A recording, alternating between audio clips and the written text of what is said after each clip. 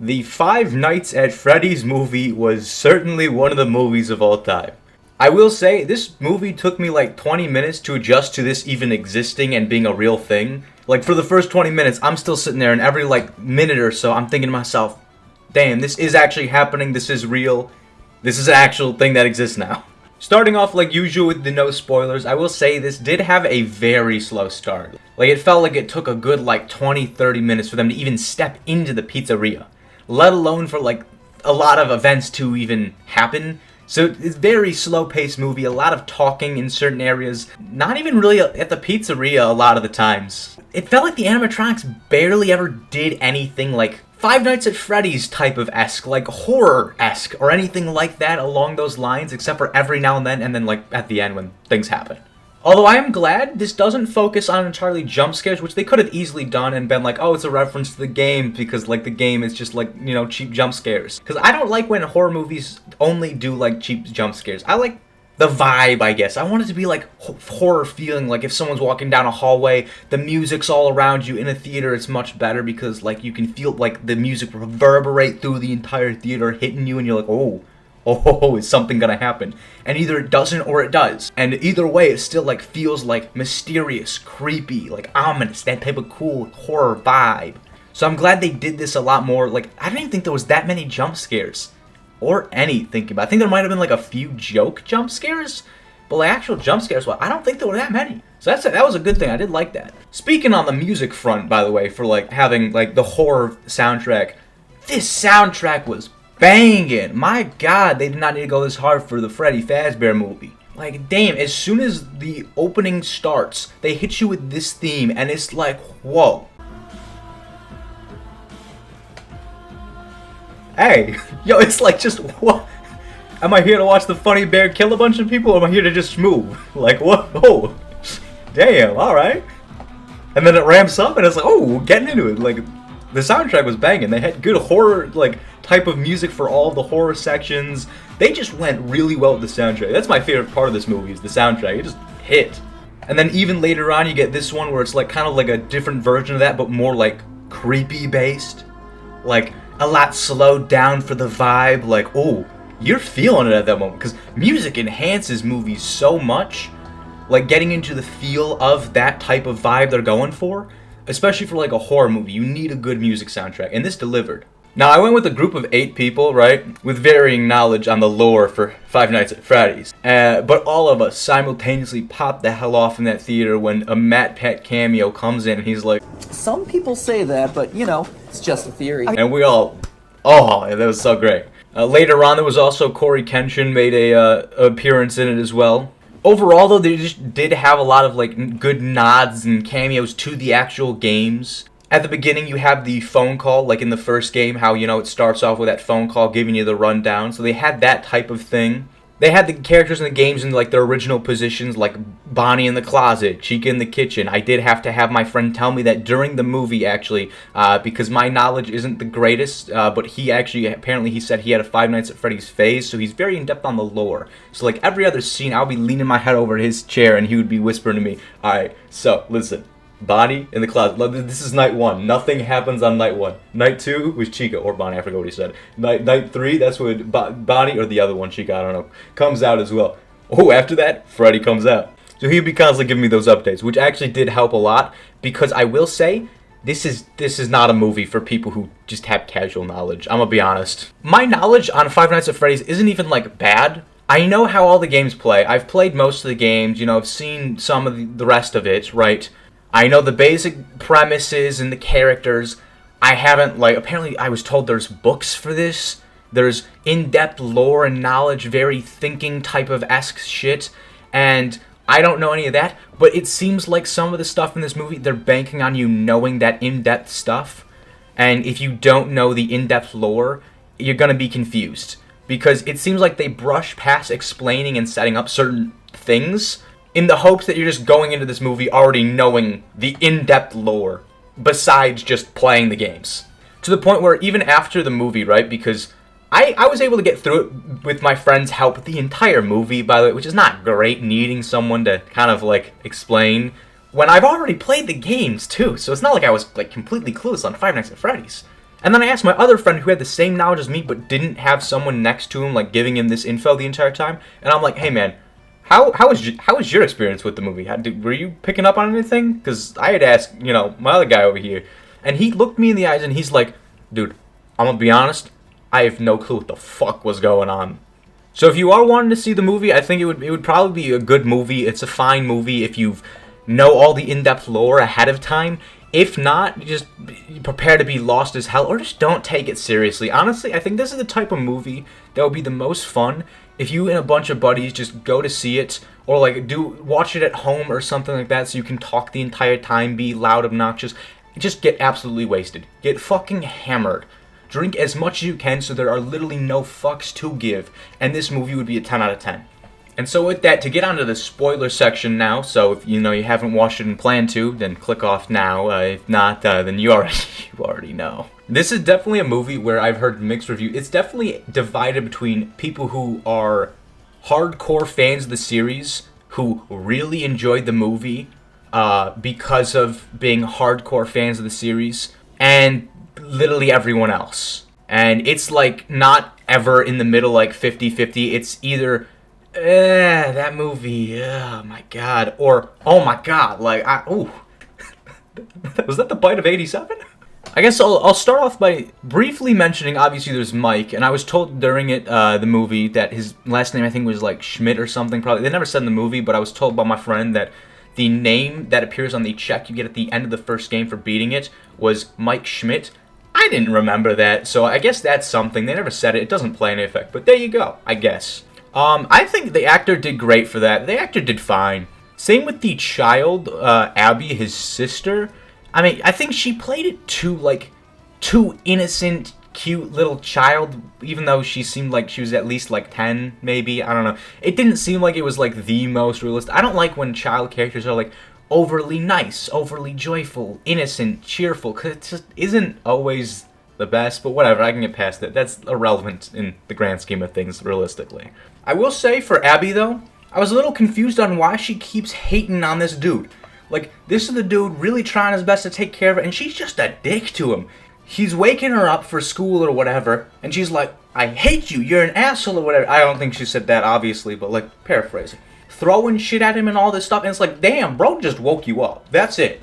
He didn't do anything yet. And she just dunks on him at any opportunity, despite everyone telling him, nah, she loves you. Like, he even got, like, a nickname for her being Abs and everything. I think the Abs is a little weird. That's a weird nickname. But then I figured out, never mind. Checks out. It's all accurate. Because I actually went to the movie with a friend named Abby. And so after the movie, I just kept calling her Abs. And yeah, it just check out. I see why the Abby hated Mike. That tracks. I didn't like Vanessa's actor, though. Like, she just seemed like a Disney Channel actor. She felt weird every time she was on screen, and her character also didn't help by the fact that it made no sense. Like, she's just a cop. She somehow just was like, I'm gonna stroll up to this place, I'm gonna demand to go in, I'm not gonna say anything, no warrants, nothing, I'm just gonna walk in, talk about how cool Freddy's is, I'm gonna leave that night, already know where he lives, because she just showed up to his actual house later. I don't even think they were that close. And even just meeting him, she seems like she deeply cares about him, even though they never really did anything, or like, known each other long enough, or at all really, for that to happen for her to care. I think there was one time she's like, hey, listen, if I report this in, you could get in trouble, but I'm not gonna do it. And it's like, get off his dick! Like, what are you doing?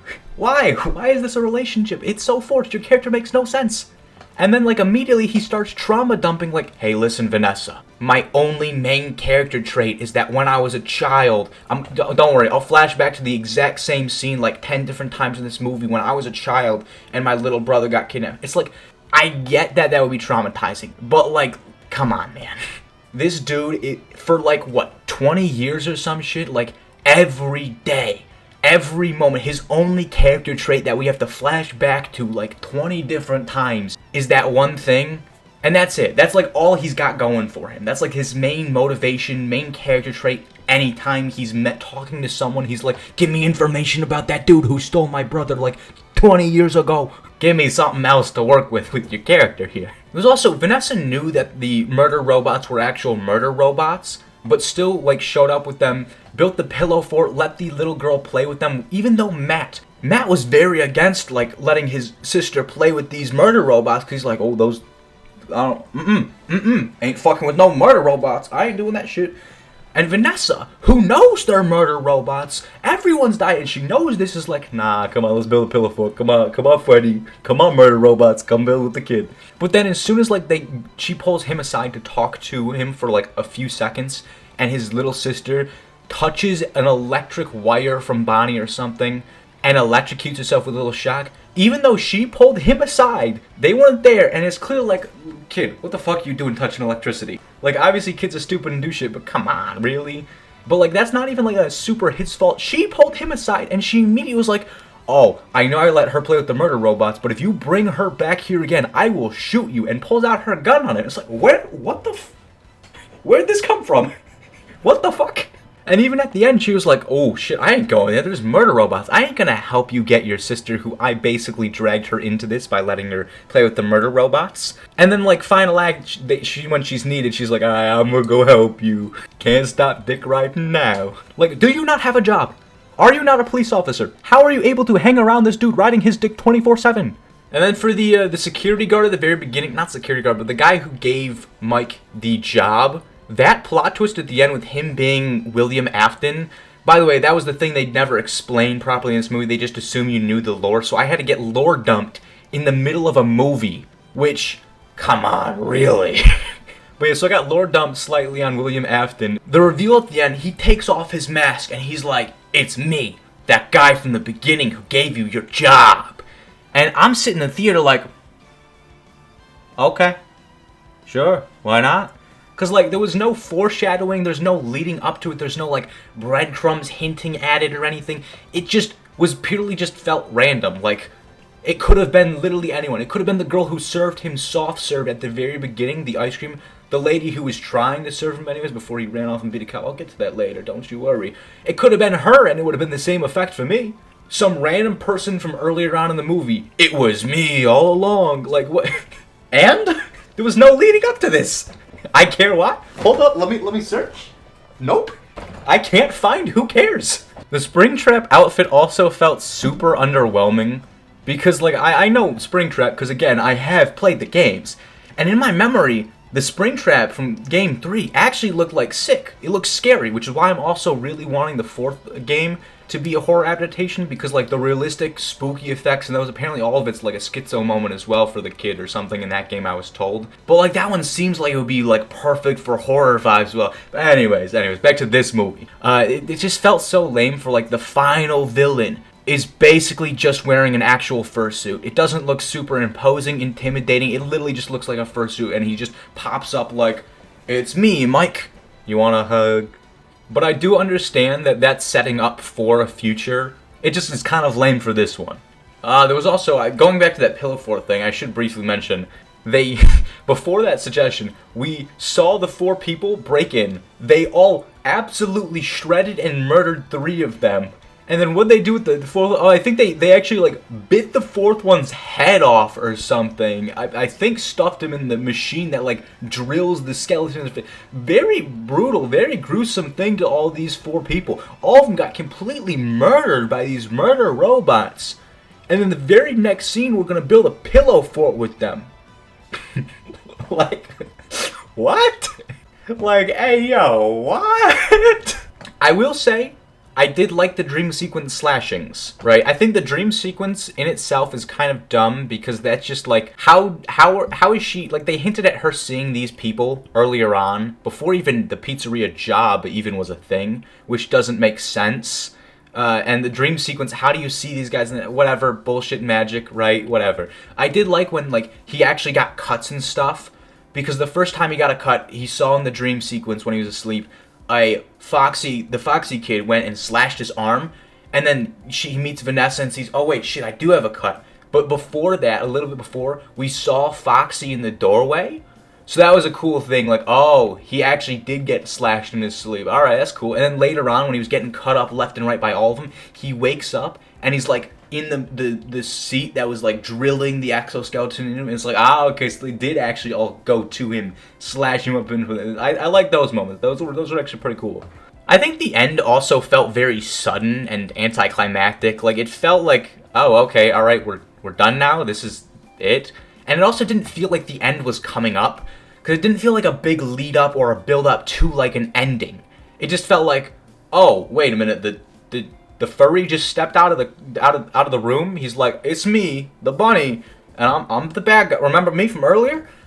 This is the end of the movie now, by the way. So let's do this now. Like, I don't know, it just someone's hiring and paying this dude to go to an abandoned pizzeria to guard it at night only when no one's there ever throughout the day. Nothing goes on there. This just seems like sketch as fuck. He doesn't question it, and how does it make money? How is it running? Why is it a thing? Why does this job even exist? Why is it only during the night? Like, it makes zero sense how this pizzeria is running. And then later on, he even cleans the entire thing after, like, it was all broken into. Like, they smashed all the machines on the arcade things and everything, flipped everything, smashed the prize counter. And in, like, a few hours for him, he was able to clean up all the debris, put everything back together, and even fix the glass on the, like, arcade machines and everything. Like, damn. Man's looking in the wrong career if he needs a job. Like, holy shit, the cleaning business is open. But, like, overall, that pizzeria, it's easy to make it make sense. You could have just had it not look like it was abandoned for, like, 50 years, like it did in the thing, and just, like, had kids and stuff going to it during the day. Because this guy, like, and all the mysterious animatronic stuff happens during the night, and he's the night guard, so, like, you don't have to really show that too much, but, like, you know, easy way to make it make sense. And now let's get into bullshit magic, okay?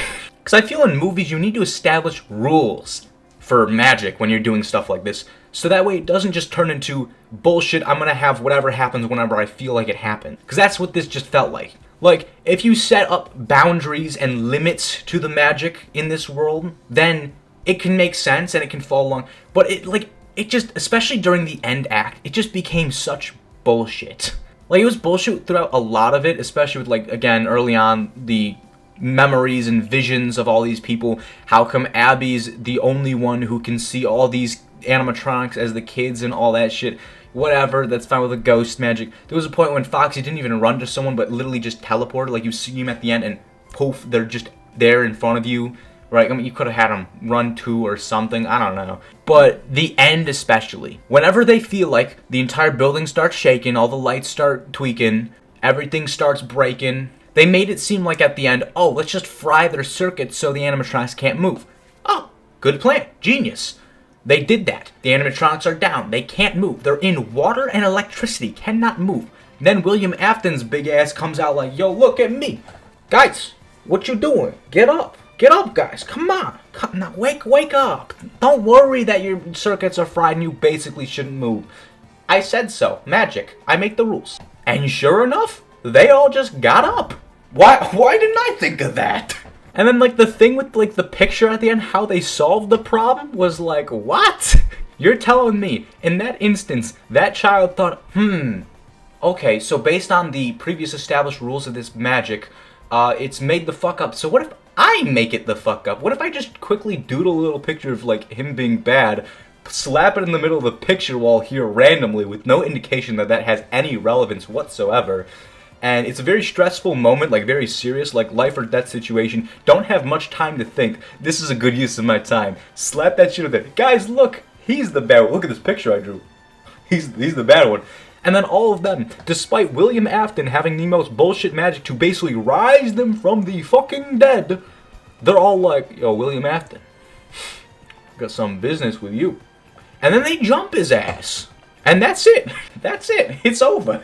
Last thing to mention, right? How is Mike not arrested? At the beginning of the movie, although it's a misunderstanding, he runs as fast as he can through this mall, dives into someone, into the fountain, beats the ever-living shit out of this dude with, like, some repressed rage as if this guy, like, killed his entire family and all that type of shit. He was relentless, just beating down on this dude. Like, you could have stopped it after grabbing. I know there's the trauma thing in his one character trait. I know. But, like, damn. And they're just like, stop that. Here, let me see your wrist. Slap on the wrist. Don't do that again. Let's find you a new job. Like, damn. And I think the even bigger reason is at the end. Freddy went to his house, left the pizzeria, went to his house to go pick up Abby. Like, come on, it's time. Let's go to the pizzeria so we can, like, stuff you in a suit or something. Don't worry about that part. Ooh, it seems your aunt's here. Let me take care of that for you real quick. So, after the events of this pizzeria, all that's going to happen, right? The cops are going to find out, oh, wait a minute. His aunt's dead in your house. Her dead body was in your house. And there's also a motive because of this whole, like, custody thing. She's trying to take custody of your sister. So there's definitely a motive for you to kill her. Her body's in your house. And wait, what did you say your defense was again? Oh, yeah, so, like, some magical dead children possessed a stuffed bear, went into my house in the middle of the night to steal my sister, and she just happened to be there. So the magical dead children possessing a bear killed her. Okay, we also checked in with the closest people in this regards to your aunt. I think there's actually one of them actually babysitted for you. Your aunt's lawyer has seen your aunt in contact with the babysitter and I think her brother or something on there. I don't know exactly, but yeah, they were in contact, and so we looked into them. You want to explain that part? Magical duck with cupcakes. Like, no matter which way you see, this dude is not supposed to be a free man. This is not a happy ending. There's no way this dude can walk into a hospital at the end with someone who has, like, a machete wound impaling them and be like, hey, listen, don't ask questions about the machete wound. It's nothing. Just make sure she tries not to die, because that would be very unfortunate. Don't ask about the machete wound, though. Or the magical fox. Certainly not the magical bunny. That's off limits, too. So, for this movie, for, like, actual final ratings that I would give it, I didn't actually hate the movie. It helped that I had someone to explain certain things to me, and it helped that my expectations were already, like, rock bottom, so it could only really go up from there. It also helped that, like, at a certain point, I just stopped caring. It was like, let's just have fun with the funny Freddy Fazbear movie. So, like, there was so much that had to help work for it, and the plot was so bad. Some of the characters were bad. There were, like, long monologues from people who just... Oh, shut up, please. Like, I was combing through every seat in that theater to find who cares or who asked, and I couldn't find any. I looked around at all the people there. Wasn't there. Couldn't find either of them. They're missing. I'm about to put up some, like, missing posters for them. So if I were to rate this based on my enjoyment, just purely on how I felt during it, based on all those factors, probably a 55. But looking at it objectively, I am going to actually deduct, based on how terrible this plot was, how inconvenient it would have been if I didn't have someone with me to explain all these things, because I would have just not known what the fuck was going on like my other friend. Yeah, I'm going to end up giving the Five Nights at Freddy movie a 37. It's a very situational movie. It definitely is not one to be enjoyed by all. The plot doesn't really work, but it does have a lot of good nods, soundtrack, moments that fans of, like, diehard fans of the Five Nights at Freddy's franchise could enjoy, which could bring it up higher than that. But for this, I'm going to leave it as a 37. Thanks for watching.